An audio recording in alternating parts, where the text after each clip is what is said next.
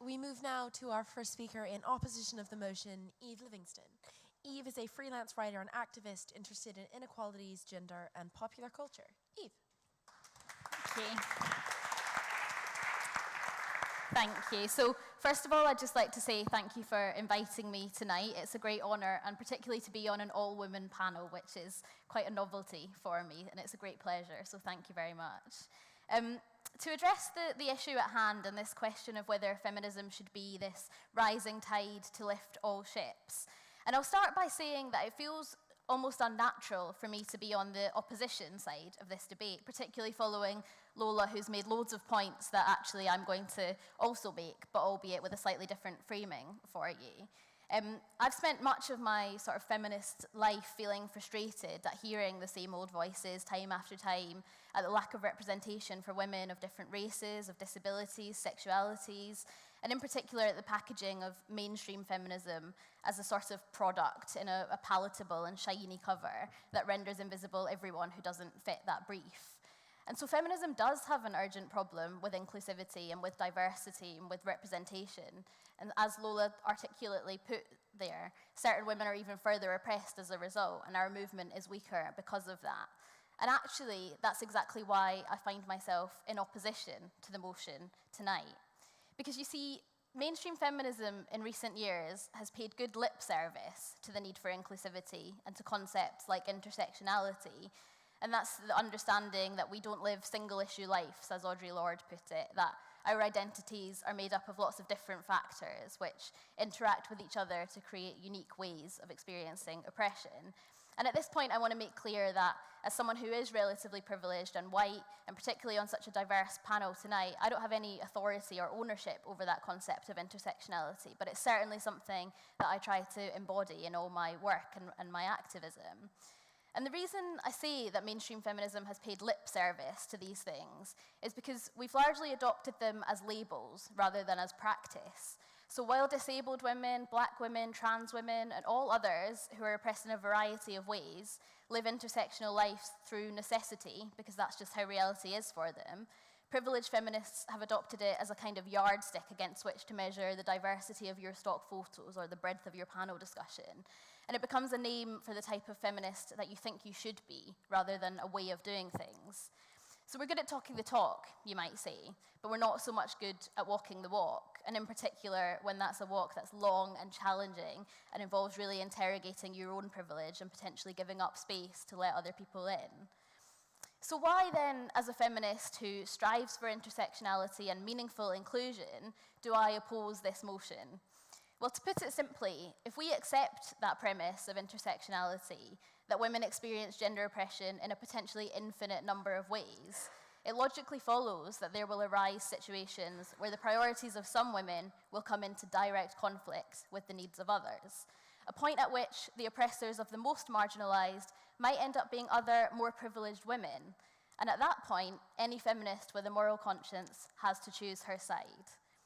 So let's take, as an example, the Marissa Mayers and the Sheryl Sandbergs of the world. These are tech leaders of Yahoo and Facebook, respectively, and they're symbolic of something that I would like to call corporate feminism for the purpose of this debate. So this is a type of feminism that focuses on women in business, in boardrooms, in high-flying senior executive roles, and it's a feminism that's based on individual aspiration, as characterized in Sandberg's book, Lean In. The Lean In philosophy is about working hard enough, developing a thick enough skin, wanting something enough, and the idea that success naturally follows from there.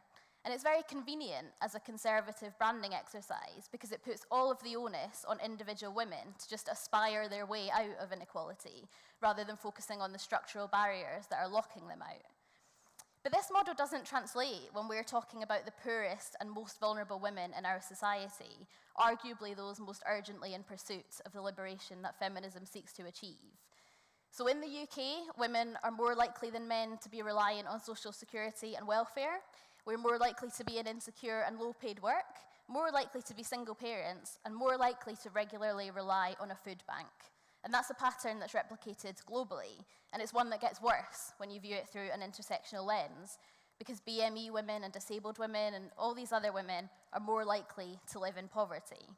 So these things are structural. They don't evaporate when feminists wish hard enough. Otherwise, we wouldn't be in this debate hall tonight having this conversation.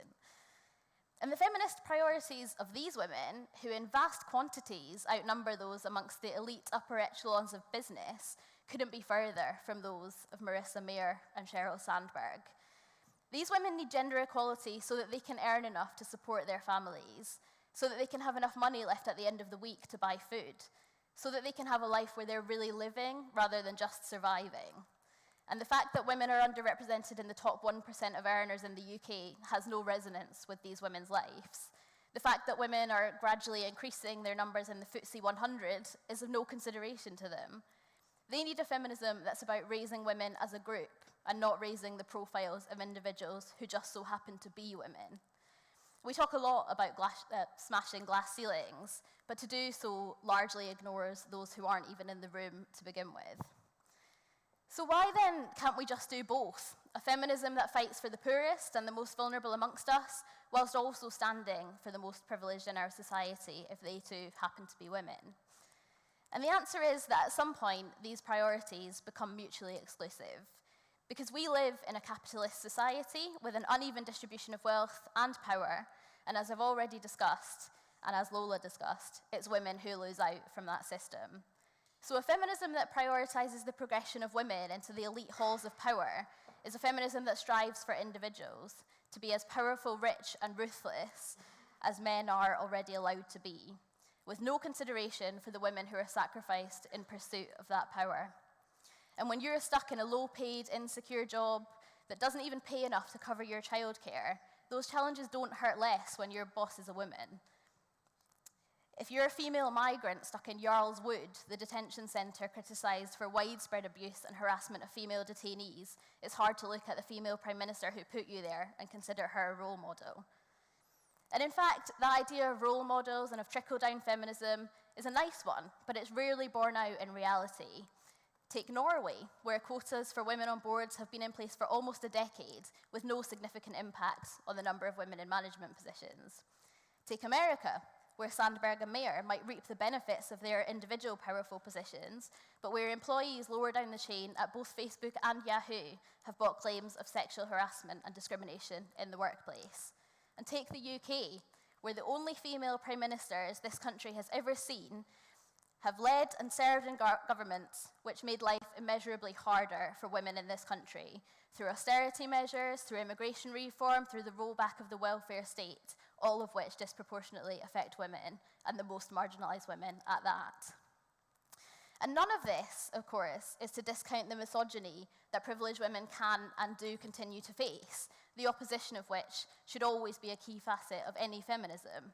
Instead, it's about recognising that not every choice or action a woman makes is a feminist one just because a woman makes it. So I will stand with a CEO of a FTSE 100 company when she's a woman discriminated against after maternity leave or facing sexual harassment in the workplace. I'll stand with Theresa May, believe it or not, when her age, looks and fashion sense are scrutinised instead of her hateful policies. But I cannot accept that the plight of making already rich women richer or giving women more power so that they too might have an equal shot at oppressing others should be a goal afforded time and energy by any feminist movement. So to truly embrace intersectionality as a way of doing things rather than just naming them is to confront head-on the fact that a productive feminism is not one that happens in a cosy echo chamber with women shouting about girl power and branding each other sheroes. It's not one where we put our differences aside and lament infighting as the reason why we're losing the battle. Instead, we need to recognise that a feminist movement can never be comfortable and easy because the lives of so many women are neither. We need to recognise tension and conflict as a necessary part of building a strong and inclusive movement, and we need to choose our side.